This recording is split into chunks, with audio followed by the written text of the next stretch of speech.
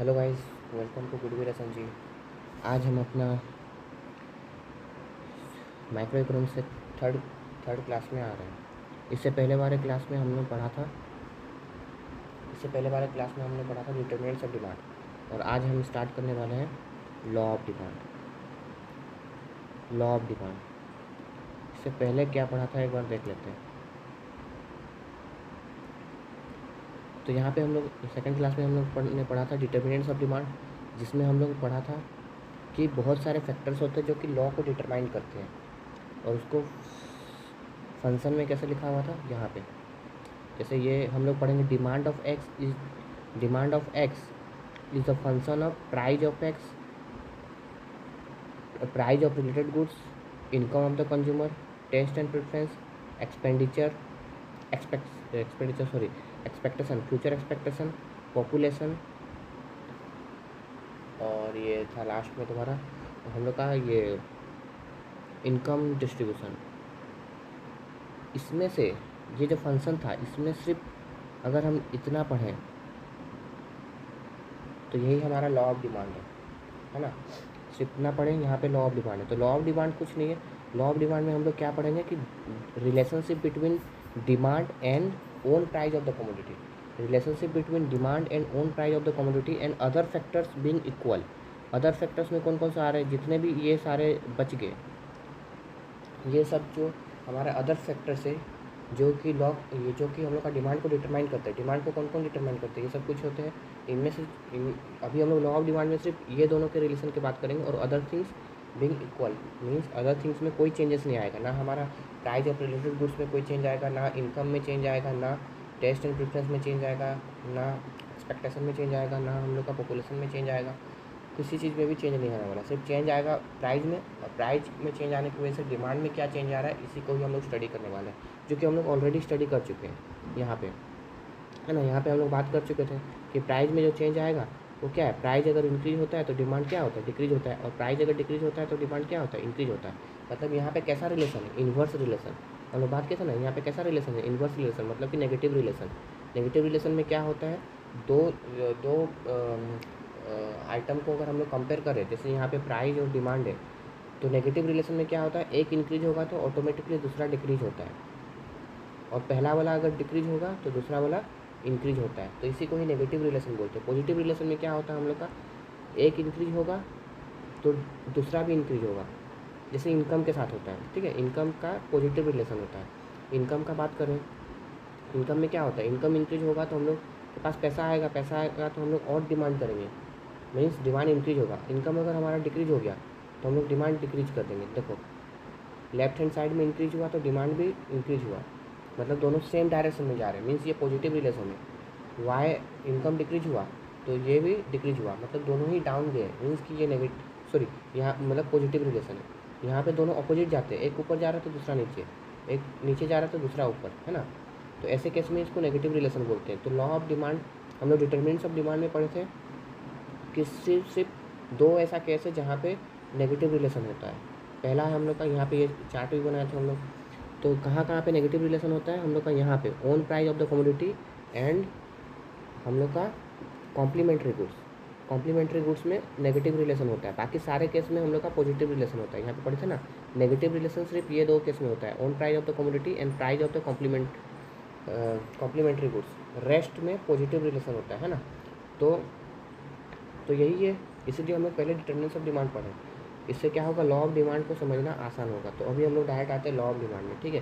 तो जो अभी हम लोग बात किए वही बात यहाँ पे लिखा हुआ है। देखो मीनिंग, हम लोग सबसे पहले मीनिंग पढ़ते हैं कि लॉ ऑफ डिमांड का मतलब क्या होता है। Law of demand state that other things being equal बोलो, या फिर हम लोग कॉन्स्टेंट भी बोलते हैं, ठीक है।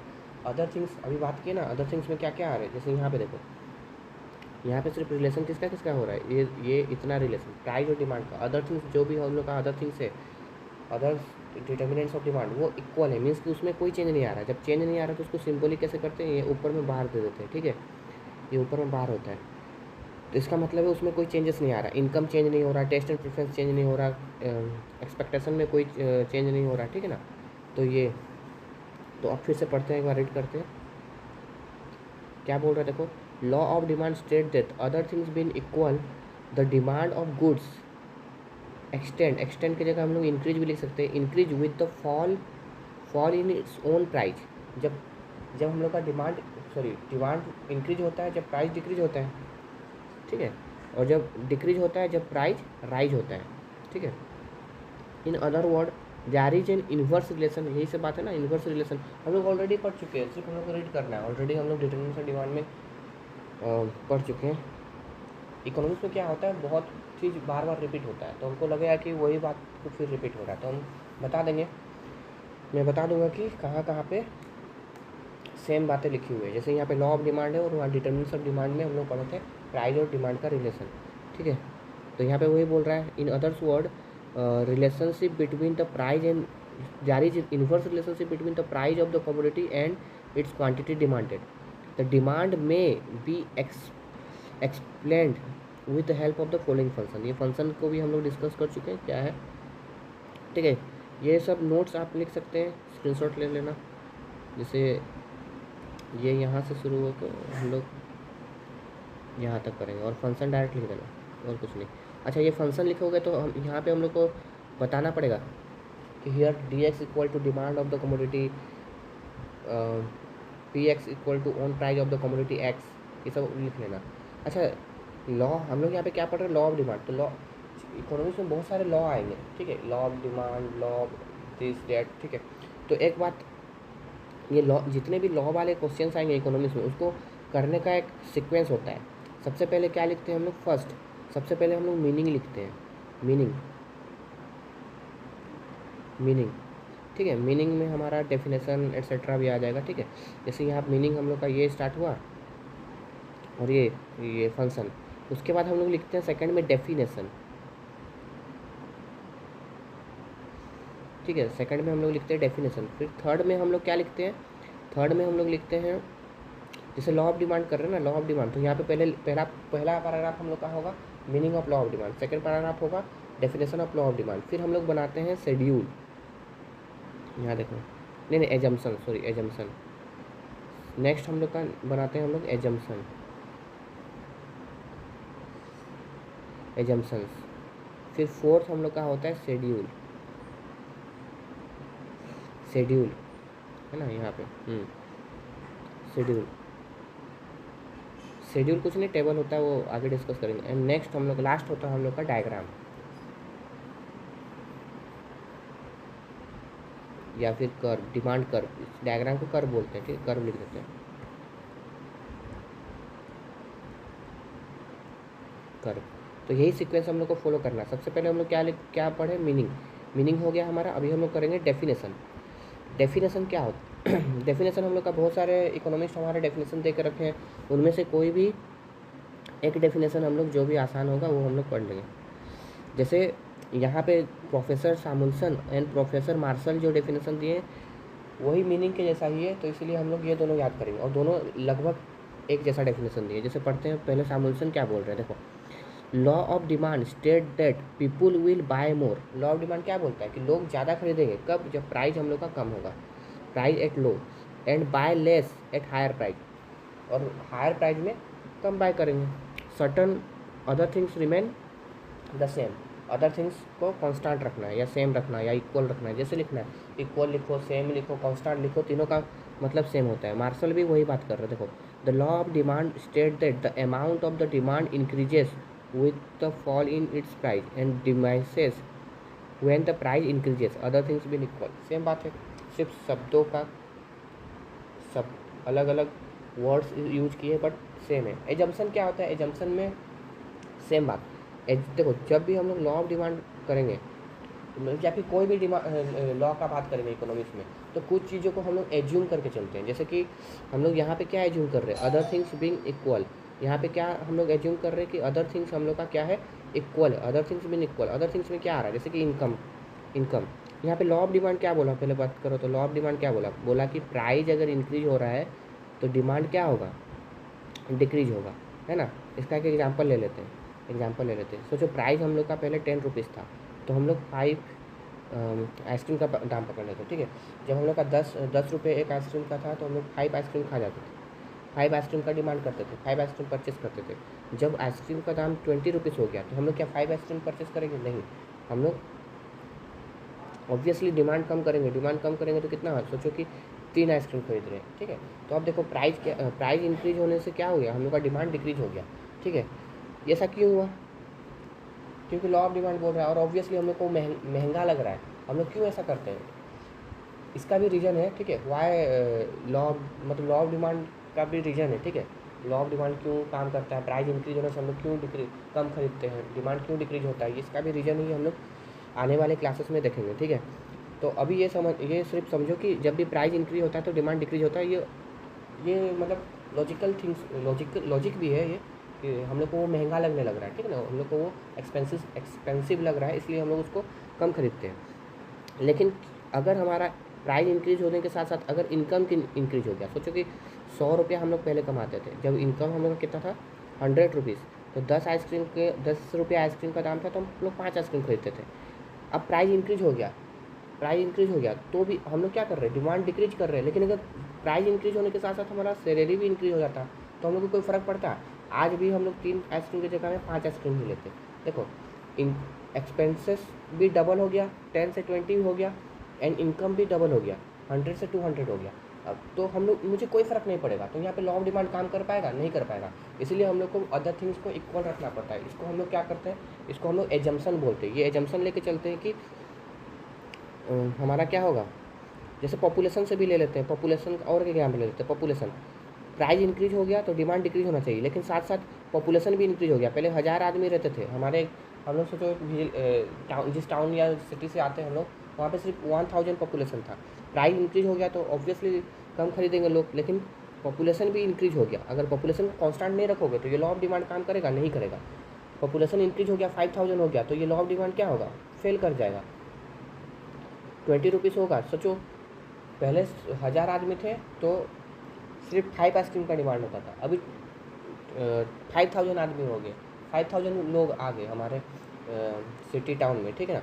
तो हमारा क्या हो गया, हम लोग का और ऑटोमेटिकली बाकी लोग भी डिमांड करेंगे, तो हम लोग का डिमांड प्राइस इंक्रीज होने से डिमांड इंक्रीज ही होगा, है ना। मतलब लॉ ऑफ डिमांड काम नहीं कर पाएगा। इसीलिए लॉ ऑफ डिमांड पढ़ने के टाइम पे हम लोग अदर थिंग्स को इक्वल मानते हैं, और सिर्फ लॉ ऑफ डिमांड पे नहीं, और भी जितने भी लॉ आगे पढ़ेंगे वहाँ पे बहुत चीज़ों को एज्यूम करके चलना पड़ता है, ठीक है ना।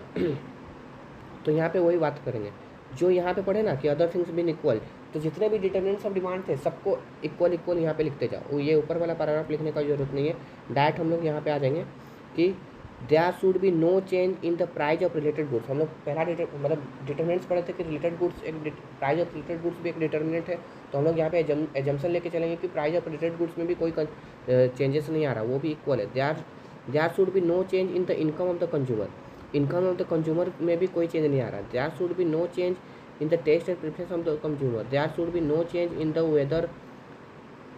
Wealth of the consumer. ये एक्स्ट्रा लिख दिया है, इसको नहीं लिखना चाहोगे तो चलेगा। The consumer does not expect, future expectation का बात कर रहा है कि प्राइस चेंज का कोई एक्सपेक्टेशन नहीं है, ठीक है। तो हम लोग कुछ एक्स्ट्रा लिखे क्या, लॉ ऑफ डिमांड क्या होता है वही कल जो डिटर्मिनेंट्स पढ़े थे वही लिखे, उसका मीनिंग में भी वही बात लिखे, डेफिनेशन में भी वही बात लिखे, और एजम्पशन थर्ड स्टेप था हम लोग का एजम्पशन में क्या लिखे, अदर थिंग्स बीन इक्वल को ही एक एक पॉइंट करके लिख दिए। पहले हम लोग लिख देते थे डेफिनेशन और मीनिंग में कि सिर्फ प्राइस में चेंज आ रहा है तो डिमांड में चेंज आ रहा है, and other things being equal, उसी को ही डिटेल में यहाँ पे अभी मेंशन कर दिया कि अदर थिंग्स में क्या क्या आ रहा है, प्राइस ऑफ रिलेटेड गुड्स वो इक्वल है, कंज्यूमर का टेस्ट एंड प्रेफरेंस इक्वल है, income of the consumer equal है, मीन्स की कांस्टेंट है। इक्वल की जगह में कांस्टेंट भी लिख सकते हो, तो एक कांस्टेंट है मीन्स कि उसमें कोई चेंजेस नहीं आ रहा है। अच्छा, ये नहीं पढ़ना है, ठीक है।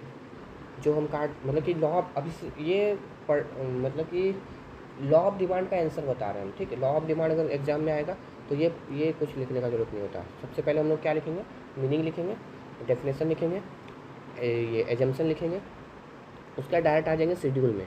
शेड्यूल में भी यहाँ पे 2 टाइप का शेड्यूल दिया है, इंडिविजुअल शेड्यूल और market demand schedule, individual demand schedule and market demand schedule. तो ये हम लोग लॉ ऑफ डिमांड के रिलेटेड वीडियो बना रहे हैं या क्लास ले रहे हैं, ठीक है। तो मार्केट डिमांड को अभी साइड में रखेंगे, पहले सिर्फ इंडिविजुअल डिमांड का बात करेंगे। हम लोग जब लॉ ऑफ डिमांड लिखेंगे तो इंडिविजुअल डिमांड लिखने का जरूरत भी नहीं है, यहाँ पे सिर्फ डिमांड शेड्यूल भी लिखोगे तो चलेगा, ठीक है। डिमांड शेड्यूल कुछ नहीं होता है, एक ऐसा टेबल होता है जिसमें एक तरफ प्राइस लिखते हैं, दूसरी तरफ क्वांटिटी लिखते हैं, और डिफरेंट डिफरेंट प्राइस में कितना क्वांटिटी का हम लोग का डिमांड करेगा कस्टमर, इसके बारे में हम लोग लिखते हैं। और ये प्योरली तुम लोग खुद अपने मर्जी से लिख सकते हो। बस ये ध्यान में रखना कि प्राइस इंक्रीज करोगे तो डिमांड डिक्रीज होना चाहिए। जैसे देखो यहाँ पे एक प्राइस था तो 4 आइसक्रीम, 4 क्वांटिटी मीन्स कि आइसक्रीम का प्राइस है 1 रुपया, अगर दाम था 1 रुपया प्राइस था तो हम लोग 4 आइसक्रीम डिमांड करते थे। 2 रुपया प्राइस है तो 3 आइसक्रीम डिमांड करते, 3 रुपया प्राइस है तो 2 आइसक्रीम, और 4 रुपया प्राइस हो गया तो हम लोग 1 आइसक्रीम डिमांड करते हैं। तो ये शेड्यूल बनाना तो बहुत आसान है, ठीक है। और यहाँ पे ये लिख देना कि बिलो टेबल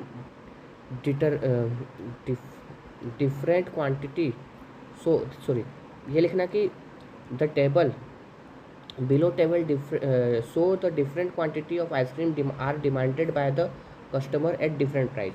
उसके बाद ये टेबल बना देना। उसके बाद यहाँ पे लिखना, अब इसको कुछ नहीं, जैसे एग्ज़ाम भी हम लोग लिख चुके हैं। इंग्लिश में एक क्वेश्चन आता था, इंग्लिश के एग्ज़ाम में एक क्वेश्चन आता था कि एक चार्ट, पाई चार्ट वगैरह दे देते थे और उसको बोलते थे डिस्क्राइब करो, इसी टाइप का ये यहाँ पे बस लिख देना कि 1 रुपये जब दाम था तो हम लोग 4 क्वांटिटी डिमांड करते थे, 4 रुपया हो गया तो 1 क्वांटिटी डिमांड करते हैं। बस ऐसे ही लिखना है और कुछ नहीं।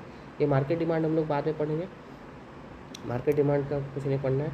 अच्छा, तो हम लोग क्या बात किए थे, हम लोग क्या क्या, देखो पहले मीनिंग पढ़ लिए, मीनिंग कंप्लीट हो गया, डेफिनेशन कंप्लीट हो गया, एग्जाम्पशन कंप्लीट हो गया, शेड्यूल कंप्लीट हो गया। अभी हम लोग को कर्व करना है। तो डिमांड कर्व इंडिविजुअल, यहाँ पे भी जैसे इंडिविजुअल एंड मार्केट शेड्यूल बना दिया था, वैसे individual demand curve and market demand curve बना दिया है, ठीक है। तो हम लोग को मार्केट डिमांड कर्व से कोई अभी उसका मार्केट डिमांड कर्व का वीडियो नहीं बन रहा है, अभी हम सिर्फ लॉ ऑफ डिमांड पढ़ रहे हैं। तो यहाँ पे सिर्फ डिमांड कर्व आएगा, ठीक है। तो डिमांड कर्व बनाना सिंपल है, जैसे कि चलो हम बता देते हैं। ये जो हम लोग शेड्यूल बनाए इसी को लेके ही डिमांड कर्व बनाना है, ठीक है। और ये सिंपल देखो, नॉर्मली तो ऐसा बनाया जाता है कि ये एक्स एक्सिस है, ये तो हम लोग को पता है, ये स्कूल में पढ़े थे, इसको एक्स एक्सिस बोलते हैं और ये वाई एक्सिस होता है, ठीक है। एक्स एक्सिस में हम लोग रखते हैं क्वांटिटी को लेते हैं। होप सबको डायग्राम बनाने आता है, मीन्स कि ग्राफ बनाने आता है, पढ़ चुके हो तुम लोग। और यहाँ पे हम लोग लिखते हैं प्राइस, ठीक है। तो डिफरेंट प्राइस लेते हैं, 1 2 3 4, 1 2 3 4 प्राइस था, ठीक है ना। यहाँ पे 1 2 3 4, यहाँ पे 1 रुपीज़ था, ये 2 रुपीज़ था, ये 3 था और ये 4 था। आइसक्रीम भी वैसे ही था, 1 2 3 4, ये 1 है, ये 2 है, ये 3 है, ये 4 है। नॉर्मली हम लोग क्या करते हैं, मतलब कि ग्राफ कैसे बनाएंगे, ये सारे 1 रुपये में 4 आइसक्रीम डिमांड होता था, तो ये इसको मैच करना है। और यहाँ पे एक पॉइंट, 2 रुपये में 3 आइसक्रीम डिमांड होता था, तो यहाँ पे पॉइंट, 3 रुपये में 2 आइसक्रीम, यहाँ पे पॉइंट, एंड 4 रुपये में 1 आइसक्रीम, यहाँ पे पॉइंट, और लास्ट में ये सारे पॉइंट को हम लोग मिला देंगे। तो ये हम लोग का बन जाएगा डिमांड कर्व, ये बन जाएगा डिमांड कर्व। इसको बनाने का एक आसान तरीका है, क्या करना, पहले ही डिमांड कर्व बना देना और फिर जाके इसको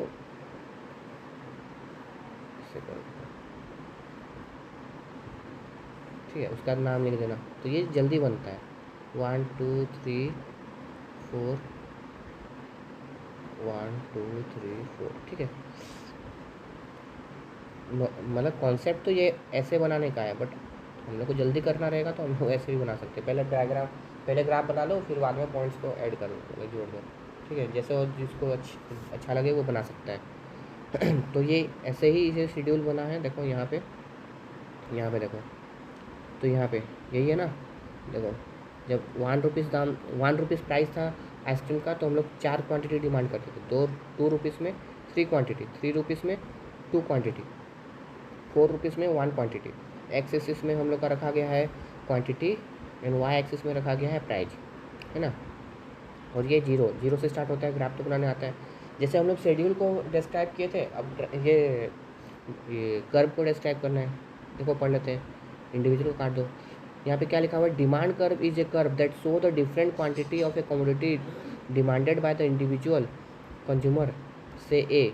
सपोज एक कंज्यूमर है जिसका नाम ए है, तो डिमांड शेड्यूल हम लोग को क्या बताता है कि अगर कोई कंज्यूमर है तो वो डिफरेंट प्राइस में कितना क्वांटिटी डिमांड करेगा, इसी के बारे में बताता है। इंडिविजुअल इंडिकेट फिगर 1 2 मत लिखना, ये this figure, below figure, above figure ऐसे लिख सकते हो, ठीक है। Above figure indicate that the demand, indicate individual demand curve. X axis में हम लोग रखे हैं एक क्वांटिटी डिमांडेड, वाई एक्सिस में रखे हैं प्राइस, ठीक है। ऐसे तो हम लोग यही करना है हम लोग को, जो अभी हम बताएं ना उसी को बस रख लिखना है कि एक्स एक्सिस में क्वांटिटी डिमांडेड है, वाई एक्सिस में प्राइस है ना। और डी डी, ये जो डिमांड कर्व बना है उसको हम लोग डी डी नाम लिखते हैं, ठीक है।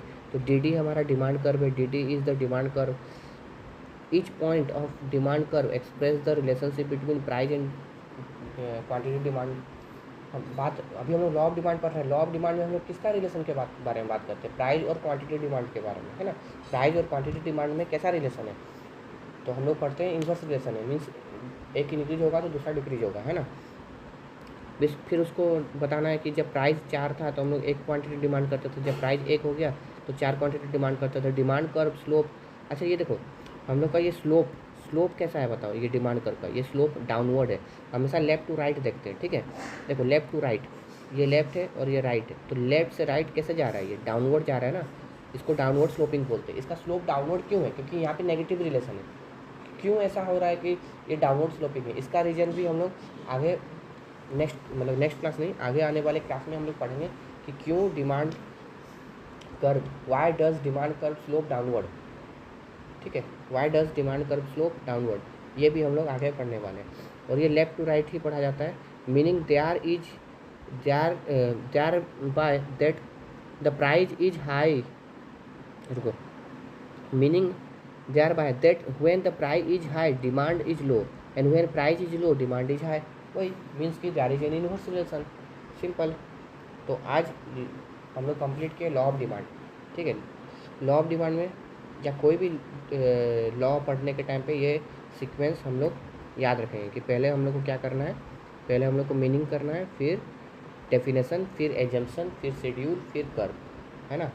होप सबको समझ में आया होगा। कोई डाउट होगा तो आप कमेंट सेक्शन में लिख सकते हैं। आज के लिए इतना ही, फिर मिलेंगे क्लास 4 में कोई थ्योरी ऑफ डिमांड के नेक्स्ट क्लास में। तब तक के लिए बाय, कीप स्टडी।